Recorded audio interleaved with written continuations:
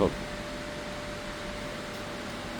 دلیل تعویض سرسلند نو چی بوده داخل این ماشین؟ برمیگردیم سرسلند کهنه رو میبینیم.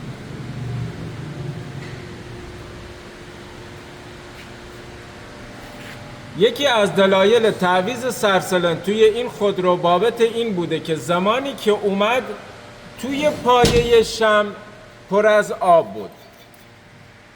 این احتمال که سرسلند ترکی برداشته باشه و مجرای ترک اون آب به سمت محفظه احتراق باشه بعد از باز شدن خودش رو مشخص کرد که یکی از خوردگی های زیاد سرسلند به سمت محفظه آب این قسمت بوده